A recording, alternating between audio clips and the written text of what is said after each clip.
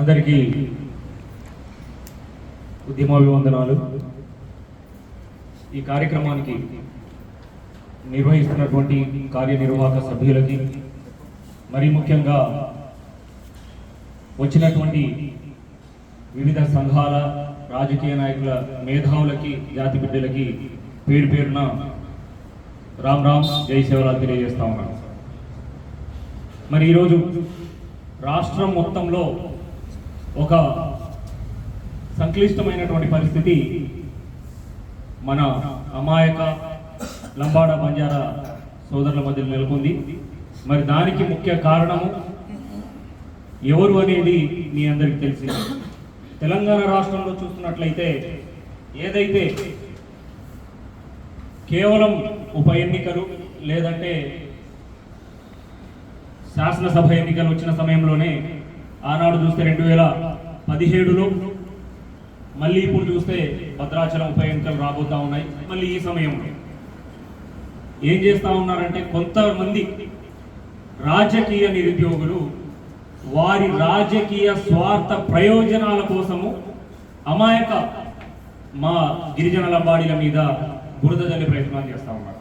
మరి దీనికి యావత్ తెలంగాణలో ఉన్నటువంటి 40-50 లక్షల పైచిలుకున్న లంబాడ బంజారా మా మేధావి వర్గము ముక్త కంఠంతో ఖండిస్తూ ఉన్నదని చెప్పేసి మీడియా ముఖంగా అటువంటి వారికి మేము సమాధానం ఇవ్వబోతా ఉన్నాం. మరి కొంతమంది మాట్లాడుతూ ఉన్నారు, లంబాడాలు అసలు గిరిజనులే కాదు, లంబాడీలకి ఎస్టీ రిజర్వేషను చట్ట వ్యతిరేకము, చట్టబద్ధత లేదు అని చెప్పేసి మాట్లాడుతూ ఉన్నారు. మరి అటువంటి నాయకులు నిజంగా వారు చూస్తేనేమో రాజకీయ నాయకులుగా చలామణి అవుతా ఉన్నారు, కానీ కనీస అవగాహన లేనటువంటి పరిస్థితి. మరి ఆ భాను నాయక్, ఆ కొమరం భీం వారసులుగా వారు ఏం మాట్లాడుతూ ఉన్నారో, ఆదివాసీ గిరిజన బిడ్డల ఐక్యత కోసము, అడవి బిడ్డల అభివృద్ధి కోసము పాటుపడవలసినటువంటి ఈ ఆదివాసీ గిరిజన నాయకులు, రాజకీయ నాయకులు అమాయక బిడ్డల మధ్యలో చిచ్చు పెట్టేసి వారిని వాడుకొని రాజకీయాలు చేసే పరిస్థితులు ఈరోజు తెలంగాణ రాష్ట్రంలో నెలకొంటా ఉన్నాయి. మరి మీరు ఏమైనా చేయండి, కానీ ఒక వర్గానికి కించపరిచే విధంగా, మరో వర్గాన్ని దూషించే విధంగా దుష్ప్రచారాలను ఎవరైనా లంబాడీల వైపు చేయి చూపిస్తే మాత్రం తప్పకుండా ఆ ఠాను నాయక్ వారసులుగా తగిన బుద్ధి చెప్పక తప్పదని చెప్పేసి ఈరోజు మానుకోట గడ్డ సాక్షిగా తెలియజేస్తా ఉన్నాం. మరి తెలంగాణలో ఎవరు స్థానికులు, ఎవరు వలసవాదులు అనేది మీడియా ముఖంగా ఈరోజు మానుకోట సాక్షిగా తెలియజేస్తున్నా ఉన్నాం. ఉమ్మడి ఆంధ్రప్రదేశ్ చూసుకున్నట్లయితే దాదాపుగా కృష్ణదేవరాయల యొక్క పాలన నుంచి ఆ 7 కొండల సాక్షిగా మొట్టమొదటి తిరుమల ఈవోగా పనిచేసినటువంటి మహనీయుడు అతిరాం బావాజీ వారసులు ఈ లంబాడీ బిడ్డలు అనేది తెలుసుకోవాలి.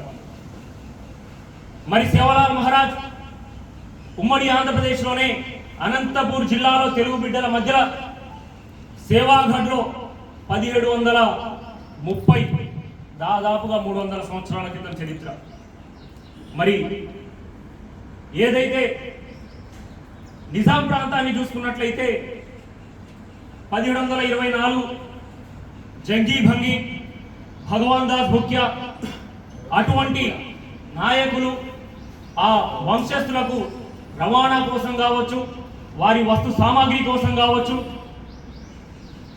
ఒక ప్రత్యేకమైనటువంటి దర్వాజాను ఏర్పరిచి కూడా వారి పేరు ఏదైతే ఆనాటి నిజాం నవాబులే గోల్కొండ ఖిలా మీద బంజారా దర్వాజా నామకరణం చేసినటువంటి చరిత్ర ఈరోజు సజీవంగా హైదరాబాద్లో కనబడతా ఉంది.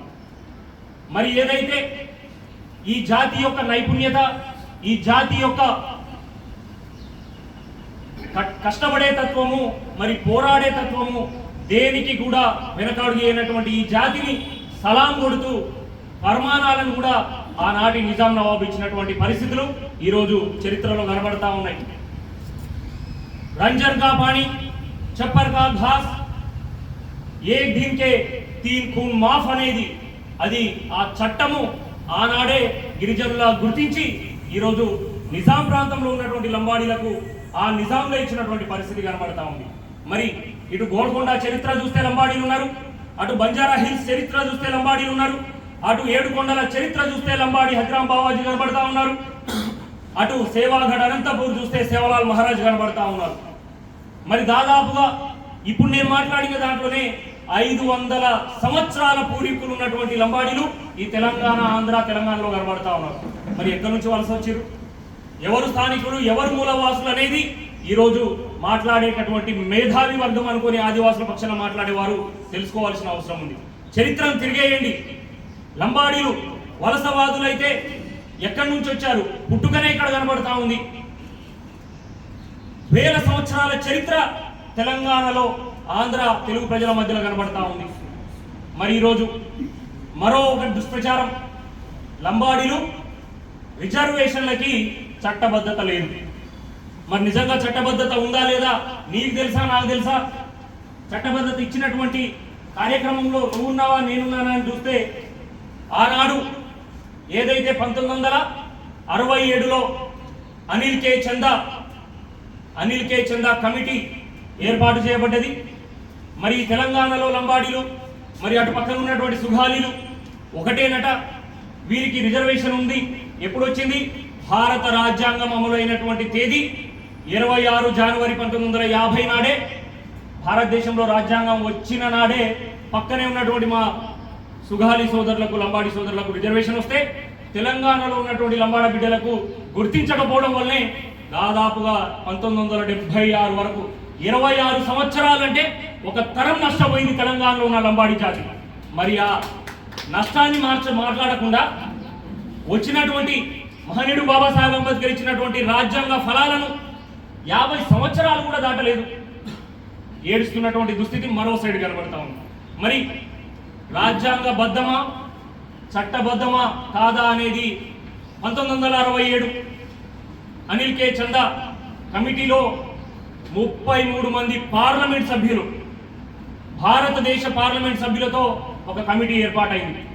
ఈ కమిటీ 22 సార్లు తెలంగాణ, ఆంధ్ర, భారతదేశంలో ఇలా ఒకే సామాజిక వర్గంలో ఉన్నటువంటి ఒకే ప్రాంతంలో ఉన్నటువంటి వారికి 2 పక్కన ఎస్టీలు, మిగతా దగ్గర డి నోటిఫైడ్ ట్రైబ్స్గా, విజేఎన్టీలుగా గుర్తించబడ్డంలో వారికి సామాజికంగా సోషల్ స్టేటస్లో నష్టమవుతుందని తెలుసుకొని 22 సార్లు పార్లమెంటరీ జాయింట్ యాక్షన్ కమిటీ సిఫార్సు మేరకే తెలంగాణలో లంబాడీలను పక్కన ఉన్నటువంటి సుగాలీలు ఒకటేనని చెప్పేసి అనిల్ కే చందా కమిటీ సిఫార్సు మేరకే భారత రాజ్యాంగంలో 1976 సెప్టెంబర్ 20న ఉభయ సభల తీర్మానం మేరకే, ఉభయ సభల ఆమోదం మేరకే, పార్లమెంట్ చర్చల అనంతరమే రాష్ట్రపతి ఆమోదంతో భారత రాజ్యాంగ గెజెట్ వెలువరిందనేది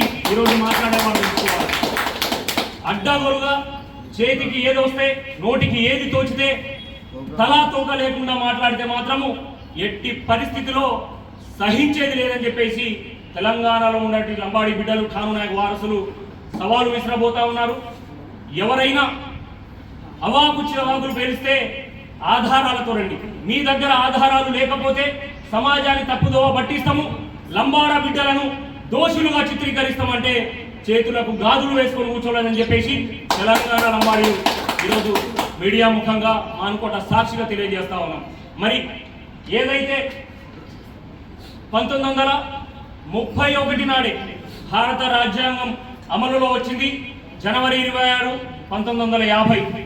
మరి భారతదేశానికి స్వతంత్రం వచ్చింది ఆగస్టు 15, 1947. మరి 1947కు పూర్వమే నిజాంల ప్రాంతంలో ఉన్నటువంటి ఈ హైదరాబాద్ సంస్థానంలో 1931 కుల గణన జరిగింది. ఆ 1931 కుల గణనలోనే తెలంగాణలో ఈ నిజాం ప్రాంతంలో ఉన్నటువంటి లంబాడీలు ఎస్టీ జాబితాలో 3,04,666 మంది ఉన్నారు. 1941 ఆధారాలతో మాట్లాడుతూ ఉన్నాం. 1941 అదే నిజాంలు జరిపినటువంటి కుల గణనలో 4614 మంది లంబాడీలు ఎస్టీ జాబితాలో భారతదేశానికి స్వతంత్రం రాకముందే నిజాంల పాలనలోనే ఈ తెలంగాణ లంబాడీలు ఎస్టీలుగా గుర్తించబడ్డారు. ఈరోజు అసత్యాలను ప్రచారం చేస్తూ భారతదేశానికి పూర్వమే స్వతంత్రం రాకపూర్వమే లంబాడీలు ఎస్టీ జాబితాలో ఉన్నారు అని 1956లో ఏదైతే ఇచ్చినటువంటి గెజెట్లో 13వ ప్లేస్లో ఉన్నటువంటి లంబాడీ అనే పేరు తొలగించి కుట్ర జరిగిన దానికోసమే 1976 వరకు రమణీబాయి, వాగ్యా నాయక్, రవీంద్ర నాయక్, అమర్ సింగ్ నాయక్ ఇలాంటి స్వామి నాయక్ లాంటి ఎందరో మేధావుల కృషి ఫలితమే ఆ నష్టాన్ని పూరించడానికే అనిల్ కే చందా కమిటీ ఆనాటి ఇందిరాగాంధీ ప్రధానమంత్రి హయాంలో జరిగినటువంటి న్యాయమే లంబాడీలను ఎస్టీ జాబితాలో చేర్చడం కాదు, అన్యాయానికి గురికాడబడడానికి గుర్తించబడడం. మీరు గుర్తించుడు కాదు, నిజాంలే గుర్తించుడు లంబాడీలు ఎస్టీలు అని చెప్పేసి సాక్ష్యాలు కనబడతా ఉన్నాయి. ఆ సాక్ష్యాలతో మాట్లాడండి. మరి తెలంగాణలో వలసకు వస్తూ ఉన్నారు. 1931లో 3 లక్షలు ఉన్నారు, 1941లో 4,04,000 ఉన్నారు. మరి 1981 జరిగిన కులగణనలో లంబాడీలు 11 లక్షలకు ఎట్లా పెరిగిందని చెప్పేసి అవాస్తవాలు మాట్లాడుతూ ఉన్నారు. మా తాతకే 8 మంది పిల్లలు, 1931లోనే 3 లక్షలు ఉంటే 1981 50 సంవత్సరాలలో 4-5 లక్షలు పెరగకపోవడానికి దాంట్లో మరి భారతదేశ జనాభా చూడండి 1931లో ఎంత ఉండే, ఈరోజు 130 కోట్లు జారింది. మరి వాళ్ళ జనాభా పెరిగినప్పుడు ఎవరు ప్రశ్నించట్లేదే? ఈ 50 సంవత్సరాలలో 4 లక్షలు ఉన్న కమ్యూనిటీ 11 లక్షలు డబుల్ దిగే రేషియో ఎందుకు కాదు? ఆనాడు తండాలలో ఫ్యామిలీ ప్లానింగ్ లేదు, అవగాహన లేకపోవడం వల్ల ఒక్కొక్క ఇంటికి డజన్కు పైగా ఉన్నటువంటి సంతానం కనబడ్డది. మరి దాన్ని కూడా సమాజము తప్పుదోవ పట్టకుండా చర్చలో తీసుకొచ్చి ఎందుకు 11 లక్షలకు పెరిగింది, ఆ 11 లక్షల నుంచి 1981లో 11 లక్షలు ఉన్న జనాభా ఈరోజు 2011లో 32 లక్షలకు వెళ్ళింది.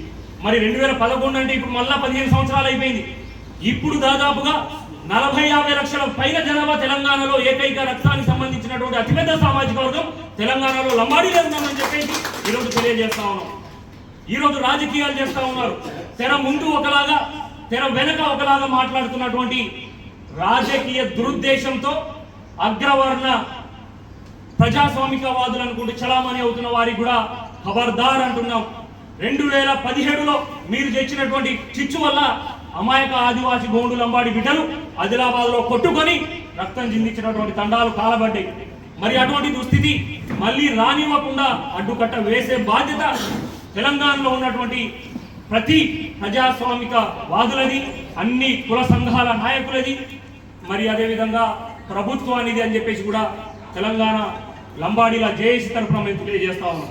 మరి రాబోయే రోజుల్లో ఏదైతే 2017లో వేసిన పిటిషన్ని ఏమన్నది ఆనాడు హైకోర్టు, 2000 వేసిన పిటిషన్ని ఆ రోజు ఇది రాజ్యాంగబద్ధంగానే ఉన్నారు, అది పార్లమెంట్లో గెజిట్ ద్వారా వచ్చేదే తప్ప వివిధ రాష్ట్రాల్లో ఉన్నటువంటి హైకోర్టులలో లంబాడీలను తీయడం, పెట్టడం, కులాన్ని కలపడం మన చేతిలో లేదు, సుప్రీం కోర్టులో కూడా లేదని చెప్పిన తర్వాత కూడా నీ కేసును కొట్టేసిన తర్వాత కూడా కావాలని మళ్ళీ వెళ్ళి సుప్రీం కోర్టులో పిటిషన్ దాఖలు చేస్తా ఉన్నారు. అంటే మీకు చట్టము కనబడదు, హైకోర్టు కనబడవు, రాజ్యాంగం కనబడదు, పార్లమెంట్ కనబడదు, భారత రాజ్యాంగం వెలువరిచినటువంటి గెజిట్ కూడా కనబడదు. ఏది పడితే అది మాట్లాడుతూ ఒక సామాజిక వర్గాన్ని ఈ రోజు కూడా పొట్ట చేతిన పట్టుకొని పుట్టిన పిల్లలను కూడా పోషించలేనటువంటి స్థితిలో అమ్ముకుంటున్నటువంటి పరిస్థితులు ఈరోజు మా దేవరకొండలో కనబడతా ఉంది, మా మిర్యాలగూడలో కనబడతా ఉంది, మా మెదక్ నర్సాపూర్లో కనబడతా ఉంది, మా ఆదిలాబాద్ జిల్లాలో కనబడతా ఉంది. మరి ఈ మహబూబాద్లో ఈరోజు మాటుకోన్లో మారుమూర తండాలలో వెళ్తే ఈరోజు దయనీయమైనటువంటి పరిస్థితుల్లో లంబాడీ సమాజం మగ్గుతా ఉంది.